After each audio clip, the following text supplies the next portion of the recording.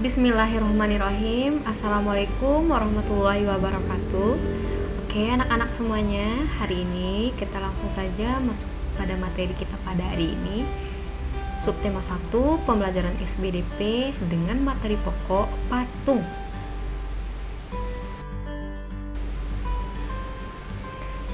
Ada beberapa tujuan pembelajaran kita pada hari ini. Yang pertama, Ananda semuanya mampu menjelaskan pengertian patung Nusantara.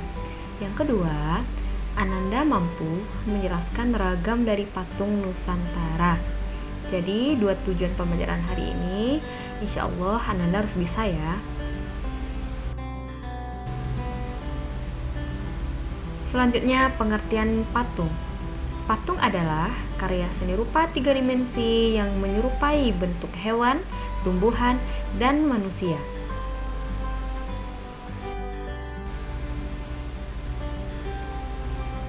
Selanjutnya, pengelompokan karya seni patung. Patung dibedakan menjadi tiga. Yang pertama, berdasarkan wujud. Yang kedua, berdasarkan objeknya.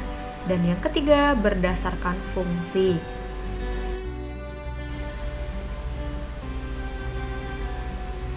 Oke anak-anak, selanjutnya kita akan bahas patung berdasarkan wujudnya. Yang pertama, ada namanya patung dada. Patung dada adalah perwujudan seni patung yang menampilkan bagian kepala sampai batas dada. Ini contohnya. Ananda bisa lihat gambarnya sendiri. Ini merupakan contoh dari patung dada.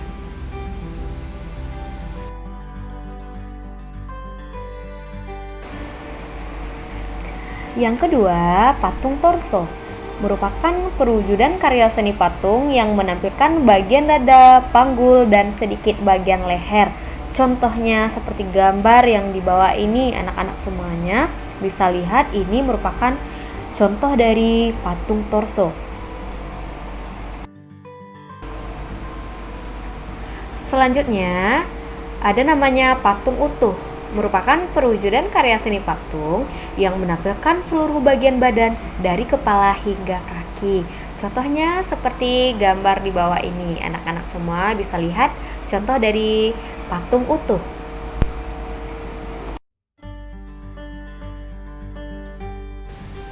Oke, yang kedua kita akan bahas patung berdasarkan objeknya. Yang pertama namanya patung figuratif, yang artinya dibuat dengan meniru bentuk-bentuk alami hewan, manusia, dan tumbuhan. Yang kedua namanya patung non-figuratif, yang dibuat tidak meniru bentuk-bentuk alami, hanya seperti garis-garis lurus, lekukan-lekukan, seperti gambar abstrak, dan lain sebagainya. Oke anak-anak, ini adalah contoh dari patung figuratif dan non-figuratif. Anda bisa lihat sendiri, kalau patung figuratif, ini contohnya hewan kuda yang dibuat patungnya. Dan yang kedua, non-figuratif, contoh patungnya seperti gambar abstrak, seperti lekukan, dan sangat unik patungnya.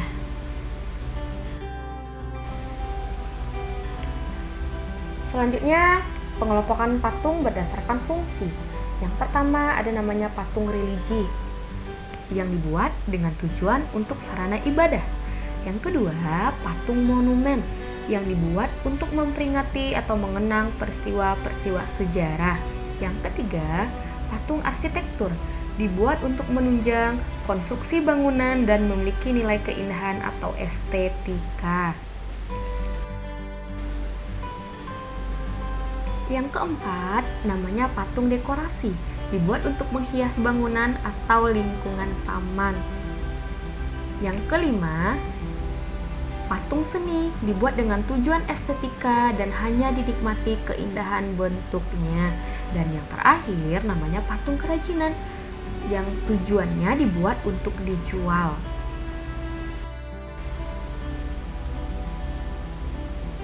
Oke anak-anak semuanya, ini adalah contoh dari patung religi. Anak-anak bisa lihat. Yang kedua, contoh dari patung monumen. Oke.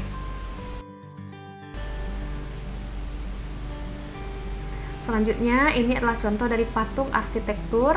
Bangunannya sangat indah. Yang keempat, patung dekorasi. Biasanya patung dekorasi ini kita temukan di taman dan tujuannya untuk menghias taman.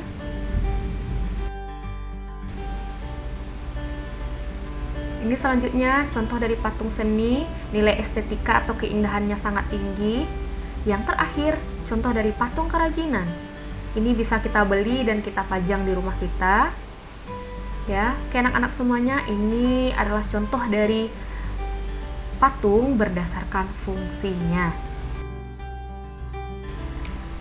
Setelah anak-anak memahami dan menyimak materi dari Miss Fani, sekarang kita akan mengerjakan tugas yang mana tugasnya adalah dikerjakan di buku SBDP. Langsung kerjakan saja di sana di buku paketnya, yaitu uji kompetensi halaman 50 sampai 52 bagian 1, 2, dan 3.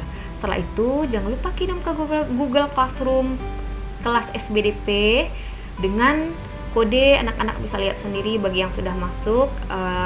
Langsung aja kirim tugasnya. Oke, anak-anak hebat semuanya, selamat belajar dan sekian, terima kasih. Semoga Ananda bisa memahami apa yang Miss jelaskan. Akhir kata, assalamualaikum warahmatullahi wabarakatuh.